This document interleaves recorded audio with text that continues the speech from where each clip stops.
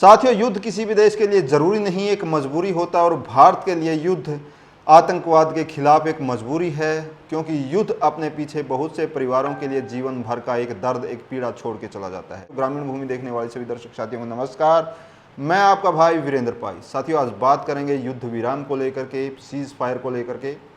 लोगों की बहुत प्रतिक्रियाएं आ रही हैं कि भारत में जो सीज फायर किया गया है उसको लेकर, क्योंकि उपेक्षाएं बहुत ज़्यादा थी। लोगों की उपेक्षाओं पर भी बात करेंगे, लेकिन सरकार की जिम्मेदारियों पर भी बात करेंगे। सरकार के ऊपर एक जिम्मेदारी होती है, हर चीज़ को सरकार को देखना होता है। अंतर्राष्ट्रीय बाजारीकरण का युग है, WTO, UNO को देख करके अपने फैसले सरकार को लेने पड़ते हैं।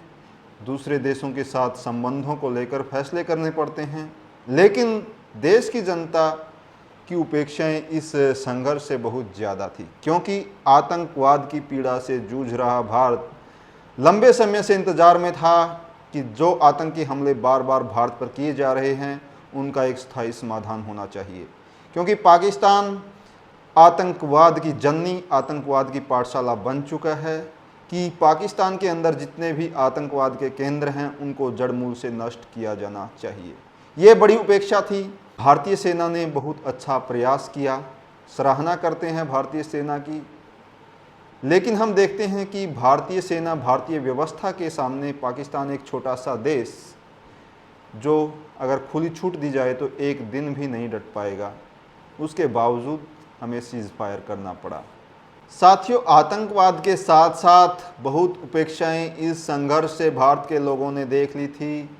भारत के लोग चाहते थे कि आतंकवाद का तो नाश हो, इसके साथ साथ जो पाकिस्तान के अधीनस्थ कश्मीर है वो भी भारत का अभिन्न अंग हो जाएगा अब की बार। ऐसा सपना लोगों ने देखना शुरू कर दिया था।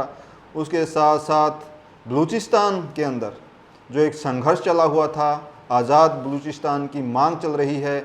लोगों के अंदर ये भी बात आई थी कि बांग्लादेश की तरह पाकिस्तान से हटाकर बलूचिस्तान को भी अलग देश बनाया जाएगा। उसके साथ साथ हमारा एक BSF का जवान इस युद्ध से पहले पाकिस्तान की सेना के अधीनस्थ जो है उसको छुड़वाया जाए। ऐसे बहुत से जो अधूरे प्रश्न रह गए हैं, जिनको देखते हुए लोग प्रतिक्रियाएं कर रहे हैं सरकार से कि सरकार को अभी युद्ध विराम नहीं करना चाहिए था, क्योंकि पाकिस्तान की सेना, पाकिस्तान की सरकार घुटनों के बल आ चुकी थी।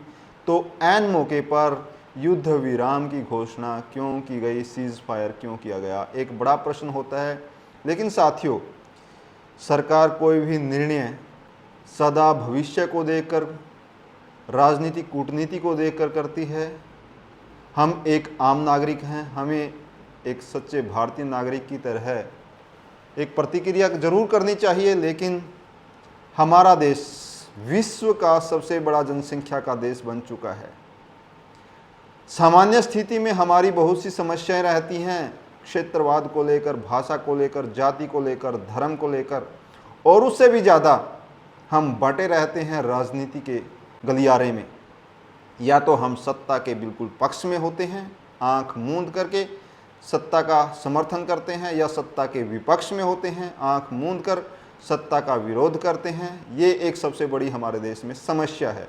लेकिन इस संघर्ष के दौरान सभी भारतीय कहीं ना कहीं एक सुर में दिखाई दिए कि आतंकवाद का जड़ मूल से विनाश होना चाहिए, और बार बार संघर्ष करने की अपेक्षा एक बार में ही हर समस्या का समाधान कर देना चाहिए। लेकिन ऐसा क्या हुआ कि एकदम से सीज फायर करना पड़ा भारत सरकार को।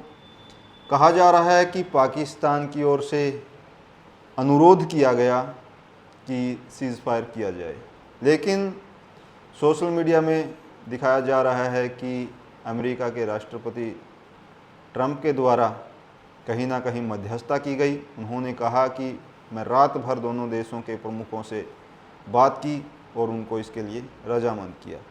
ये बड़ा प्रश्न है कि एक तीसरे देश का प्रमुख हमारे देश की नीतियों को प्रभावित कर रहा है।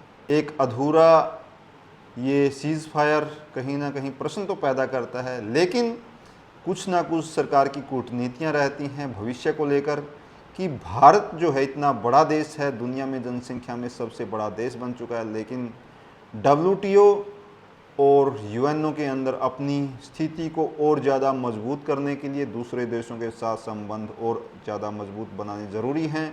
उनके साथ बातचीत, उनके बातों को मानना, उनके साथ चलना भी बहुत ज़रूरी हो जाता है। तो साथियों, हमें कहीं ना कहीं सरकार जो भी होती है, प्रधानमंत्री किसी एक पार्टी का, एक वर्ग का नहीं होता, पूरे देश का होता है। ये सभी देशवासियों को, हम सबको अपनी सरकार के ऊपर कहीं ना कहीं तो विश्वास करना होगा कि किस कूटनीति को लेकर के ये निर्णय लिया गया है। दोनों देशों के बीच में जो बात होगी, क्या कुछ कूटनीति रखी जाएगी। सबसे बड़ी बात है कि जो हमारा सेना का जवान, बीएसएफ का जवान पाकिस्तान सेना के अधीनस्थ है, उसको ज़रूर वापस लेके आना।